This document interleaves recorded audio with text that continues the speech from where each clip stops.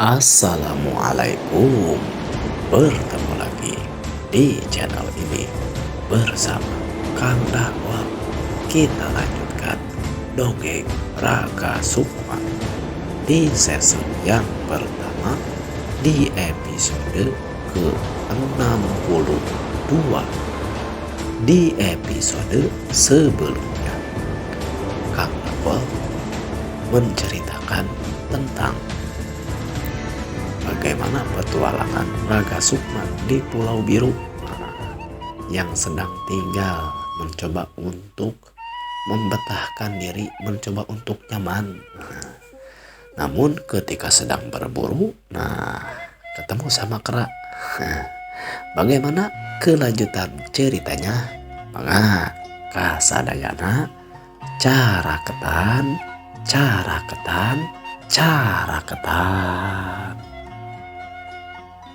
Kemudian seolah-olah kera tersebut mengerti bagaimana perasaan dan keinginan Raga Sukma. Kera yang tadi seperti kesakitan dan sepertinya merasa terancam oleh Raga Sukma, kini seperti menjadi jinak. Dan ketika didekati, kemudian dielus-elus kepalanya oleh Raga Sukma, kera tersebut menjadi diam dan sepertinya pasrah.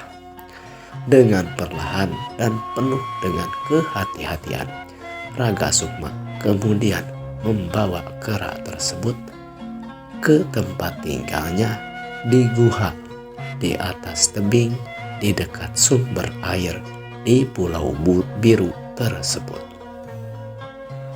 Singkat cerita, beberapa hari kemudian kera tersebut sudah hampir pulih. Raga Sukma memberi makan kera tersebut dengan tumbuh-tumbuhan ataupun buah-buahan yang mungkin saja disukai oleh kera itu.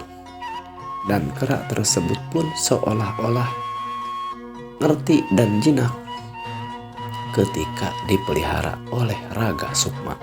Bahkan dalam beberapa hal kera tersebut pun seolah-olah faham dan bisa mengerti apa yang dimaksudkan oleh Raga Sukma. Memang ini hewan kera itu seperti memiliki kecerdasan, bisa dilatih oleh manusia ya.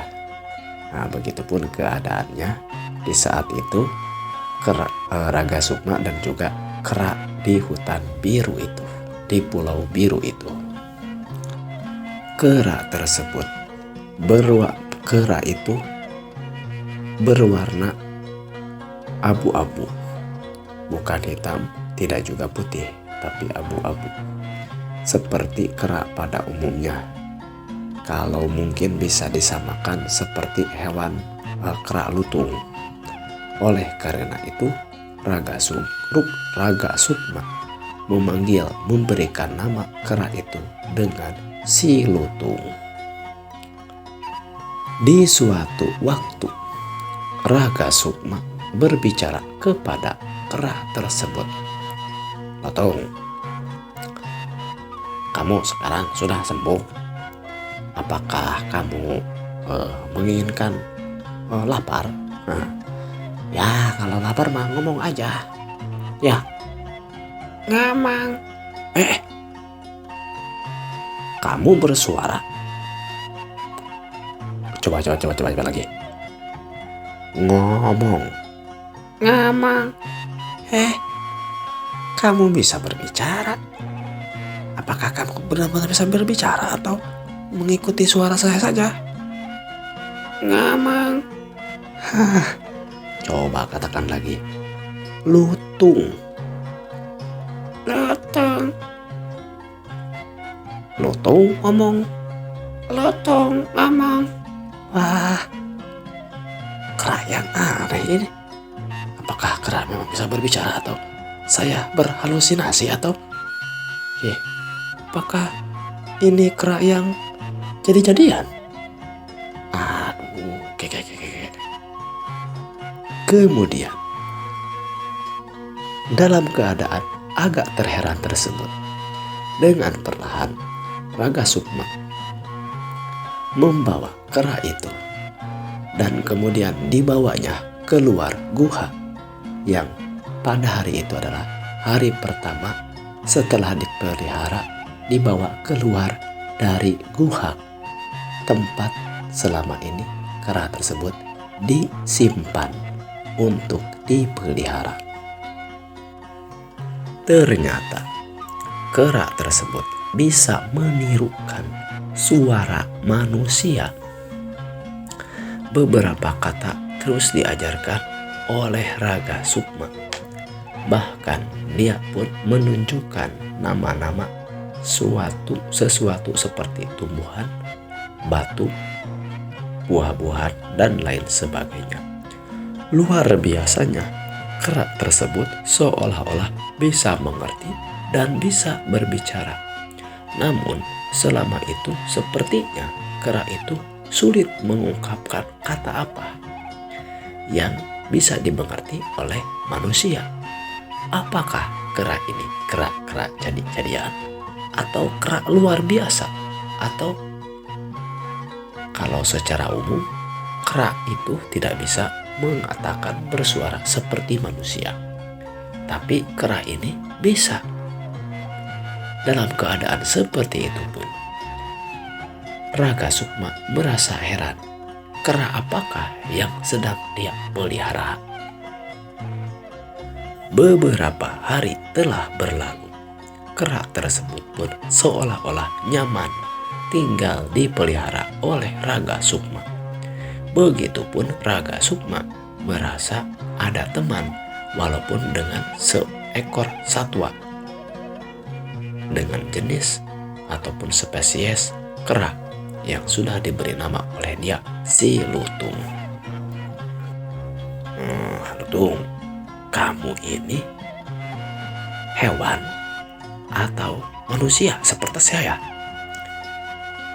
Si Lutung terdiam seolah-olah mencerna apa yang dikatakan oleh Raga Sukma. Namun beberapa saat kemudian si Lutung bergerak-gerak seperti umumnya kera biasa. Dasar kera mungkin ya. Mungkin dia bisa seperti beo, bisa mengucapkan kata-kata yang dicontohkan oleh manusia. Tapi apakah dia mengerti atau tidak? Tapi di beberapa hari ini, seperti saya mencari kayu bakar, dia juga mengikuti. Ketika saya berburu cepat gitu, dia mengertinya. Apakah mungkin kera jadi-jadian atau seperti apa ini? Aduh, jadi agak-agak bingung. Tapi sepertinya memang dia mah kera, sejenis hewan. Tapi keranya berbeda dengan kera biasanya. Seperti mungkin aku juga manusia biasa. Tapi aku memiliki spesial atau kemampuan yang lain. Apakah mungkin kita dijodohkan oleh nasib hewan yang luar biasa bertemu dengan manusia luar biasa? Ya udahlah, Lutung, apakah kamu bisa berteman dengan saya? Temen. Wah, benar nih, si Lutung bisa mengikuti lah. Rupanya memang kera tersebut bisa menirukan bahasa ataupun kata-kata suara yang diajarkan oleh Raga Sukma. Bahkan seolah-olah kera tersebut pun bisa mengerti apa yang disampaikan, apa yang dimaksud Raga Sukma. Di beberapa momen, di beberapa saat, terkadang juga si Lutung ini bisa merespon seperti halnya manusia, namun tidak sempurna. Dia bisa merespon ketika ditanya dan menjawab dengan benar apa yang ditanyakan oleh Raga Sukma. waktu berlalu tidak terasa.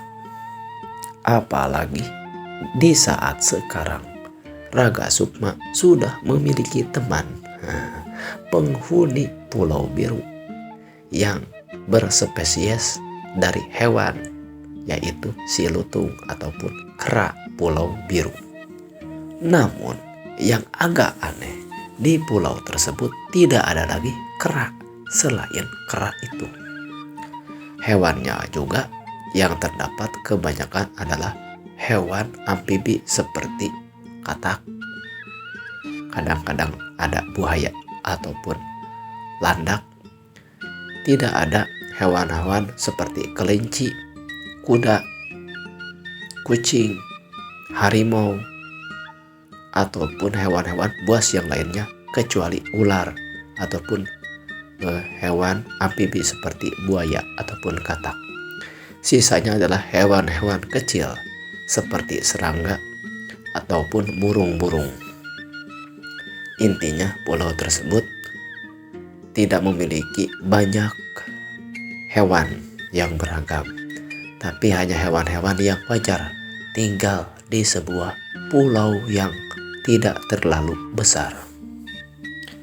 Oleh karena itu, Raga Sukma ketika mendapatkan hewan yang seperti kera ini merasa sedikit aneh. Kenapa kera tersebut bisa berada di tempat itu? Pada suatu hari, Raga Sukma terpikirkan, dia di tempat itu ada suatu dimensi. Bagaimana dia bisa berpindah dimensi dengan berada di dalam air ketika titik balik matahari. Kemudian dia mencoba memasuki dimensi lain tersebut. Singkat cerita, berhasillah dia memasuki dimensi lain di pulau tersebut, dan bertemulah dia kepada sosok laki-laki tua yang berbaju putih. Bertanyalah dia berbagai hal kepada sosok tua tersebut, terutama tentang hal ihwal Pulau Biru. Dikatakan dari orang tua tersebut bahwa Pulau Biru itu adalah pulau biasa saja seperti pulau pada umumnya, hanya saja terletak di Samudra Biru yang terkenal berbahaya dan memiliki gelombang yang tinggi. Selanjutnya, hewan-hewan yang berada di pulau tersebut pun sebenarnya beragam, namun karena terisolasi dan karena seleksi alam, beberapa hewan mati dan punah, termasuk jenis kera seperti si lutung, sehingga yang tersisa hanyalah satu ekor kera saja, yaitu si lutung.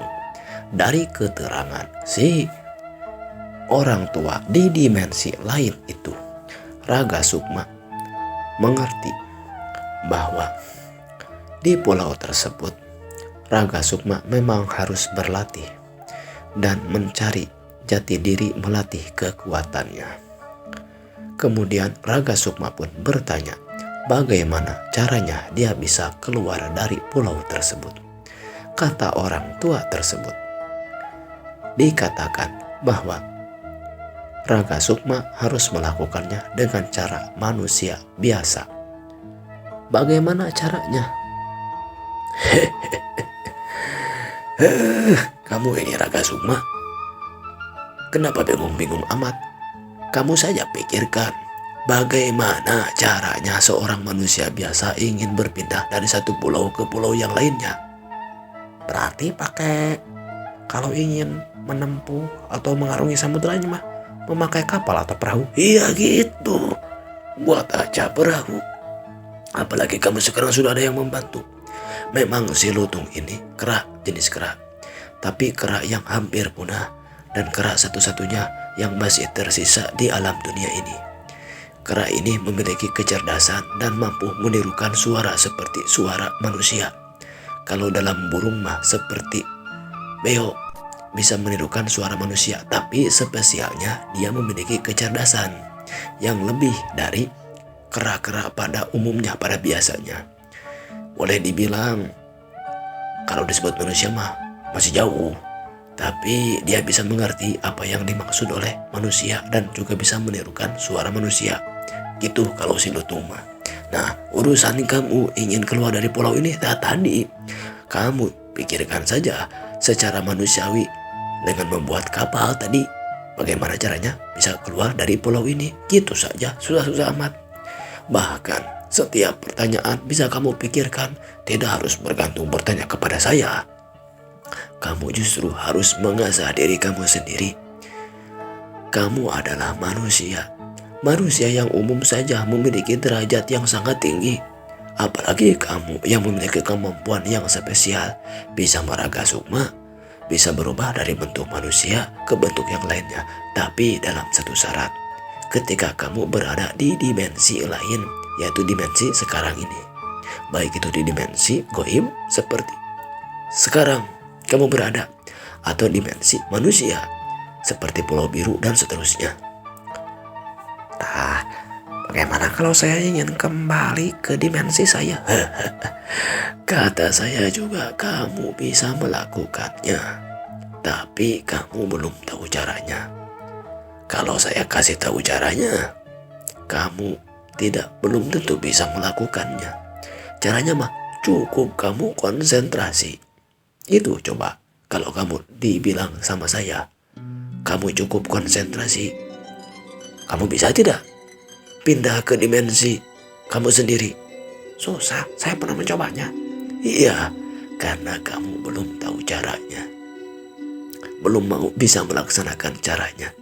Bagaimana tata caranya?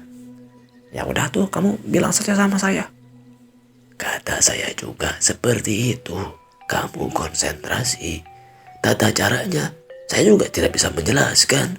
Kamu yang harusnya lebih tahu sebagai manusia. Apalagi kamu memiliki kekuatan yang spesial, lebih dari manusia-manusia yang lainnya. Susah juga ngomong sama kamu.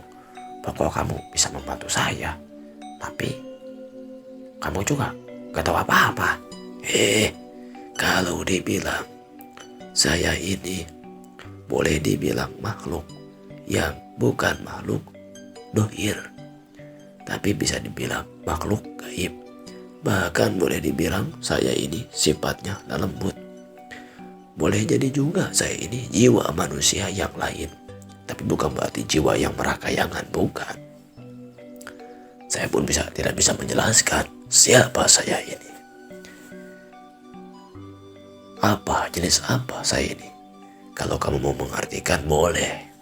Kamu bisa secara singkat disebut jin ataupun siluman, gak apa-apa. Tapi sebenarnya saya bukan itu. Karena seperti yang kamu tahu juga, banyak sekali makhluk-makhluk yang Tuhan ciptakan di alam seluruh alam ini. Baik itu alam nyata, alam dunia, alam kamu, alam manusia.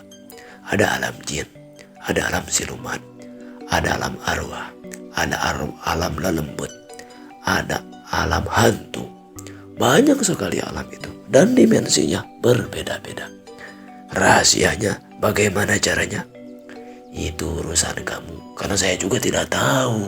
Saya juga punya batas, apalagi saya makhluk yang tidak sempurna.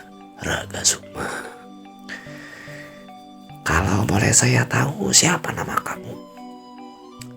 Panggil saja saya Panglima Kumbang. Apakah Panglima Kumbang dulu itu di dimensinya Kamyasa gitu?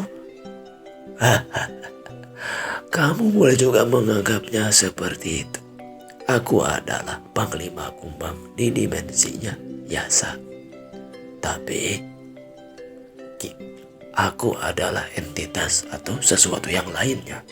Saya juga tidak bisa, hanya saja saya pernah dikatakan nama saya kalau ditanya, yaitu Panglima Kumbang. Itu aja saya mah. Aduh. Ya sudah. terima kasihlah atas informasinya. Kalau saya dengan kamu bisa bertemu lagi gak? Bisa, tentu saja bisa. Tapi kamu hanya bisa bertemu saja di dimensi ini saja. Ketika titik balik matahari di Pulau Biru. Itu saja. Karena itu tempat saya. Itu pintu di mana saya bisa tinggal. Di mana kamu bisa menemui saya. Oh, seolah-olah pintunya adalah titik balik matahari di Pulau Biru. Itu mah pintu rumah kamu. Nah, kamu tinggal di sini. Ya, seperti itu. Ya sudahlah. Kalau begitu mah saya mau kembali lagi ke alam saya, ke alam manusia. Silakan. Ngomong-ngomong, kamu sudah lama tinggal di sini? Yang saya tahu, saya sudah lama tinggal di sini. Semenjak saya tahu saya di sini. Berapa lama? Masalah waktu saya juga tidak tahu. Apa itu waktu? Bagaimana? Terus kenapa kamu bisa berbicara dengan saya? Aduh, saya juga tidak tahu. Saya hanya bisa mengerti, bisa tahu maksudnya, gitu aja. Ya memang, walaupun kamu manusia yang makhluk yang berbeda, tapi juga ya tidak serba tahu juga ya. Ya udah, terima kasih lah. Kumbang lah. Panglima Kumbang lah, nama kamu gak apa-apa lah. Ya udah, saya pergi dulu. Silakan Raka Sukma. Terima kasih ya sudah menemani saya berbicara. Ya, tidak apa-apa. Ya udah, mangga atuh. Sampurasun. Sampai semangat wilujeng. Kemudian setelah dirasa cukup, Raka Sukma kembali lagi ke dimensi manusia di Pulau Biru. Setelah mendapatkan keterangan bahwa kalau Raka Sukma ingin keluar dari Pulau Biru, dia tetap harus menggunakan cara-cara seperti manusia biasa.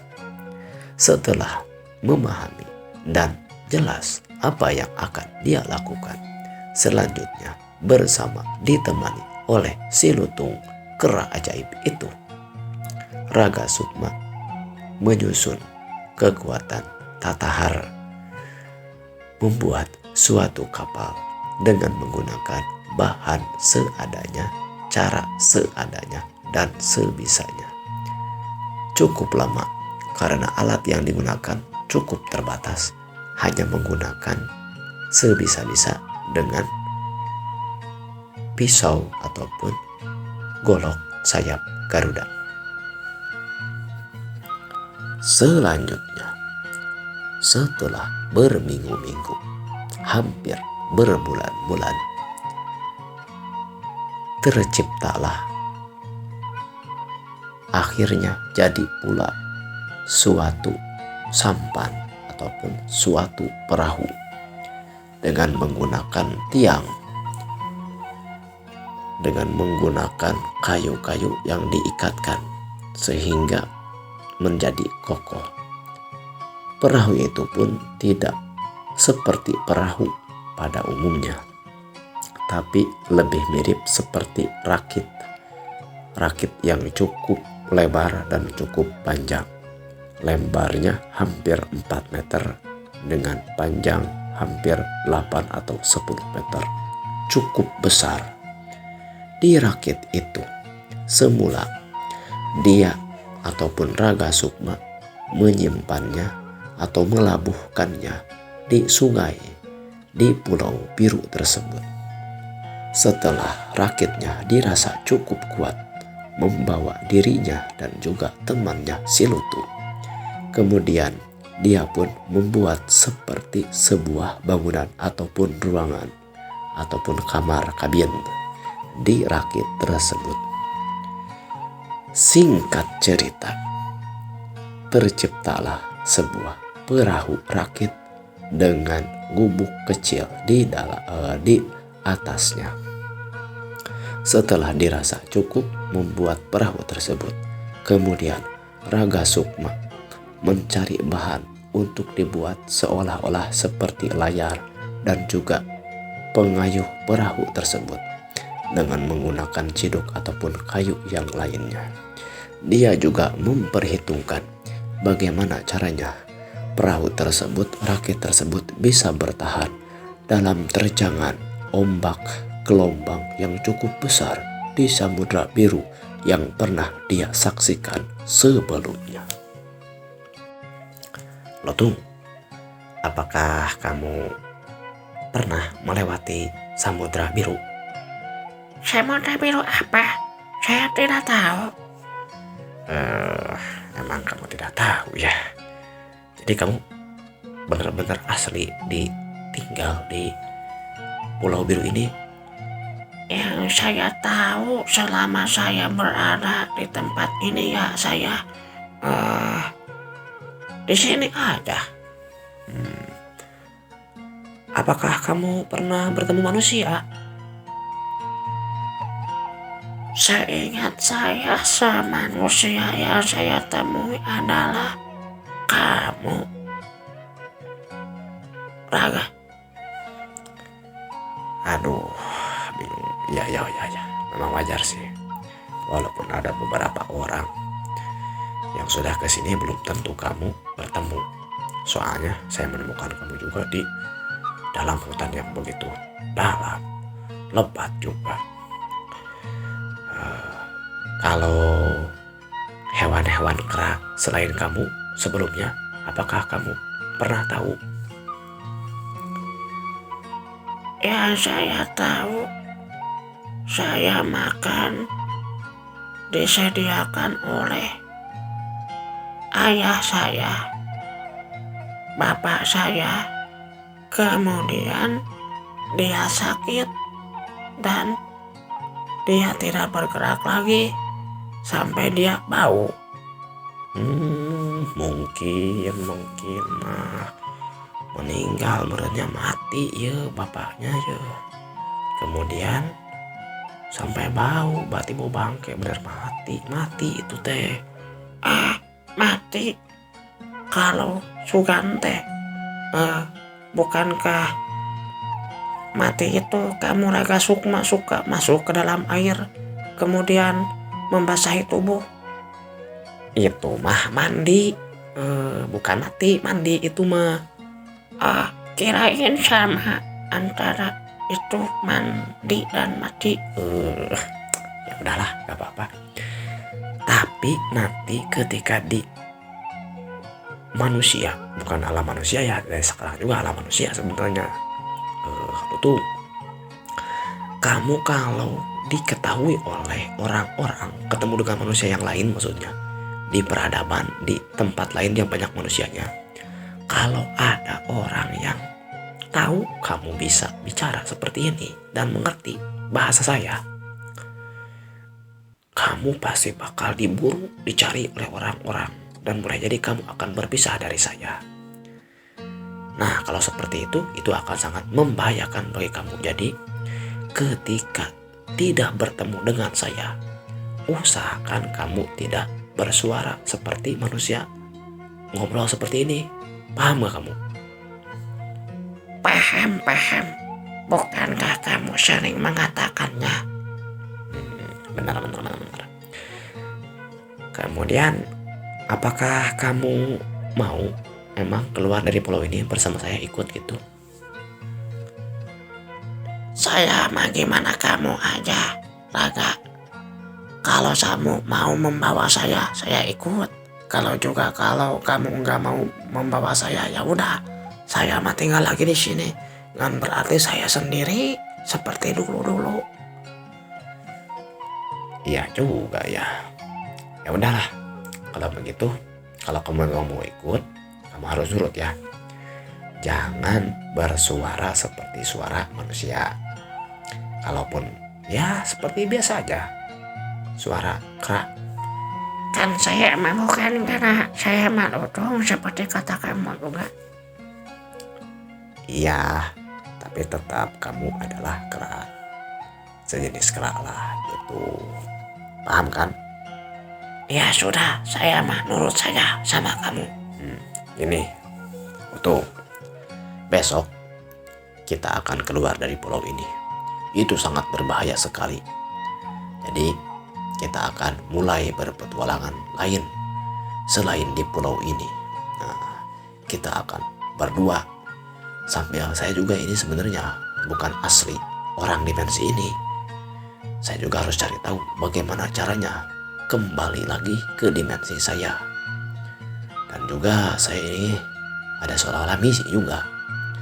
Ini dengan Raden Tirta, Caka Suma dan kawan-kawan, karena pusaka sayap Garudanya bisa saya miliki. Ah, golok itu ya, pisau itu ya. Udah, sekarang mah kita istirahat dulu. Besok kita akan berpetualang mencoba mengarungi Samudra Biru. Semoga tidak terjadi sesuatu hal yang tidak diinginkan. Waktunya. Waktunya. Bagaimanakah cerita selanjutnya? Dongeng. Ini adalah dongeng Raga Sukma. Kalau dalam bahasa Sunda direka-reka,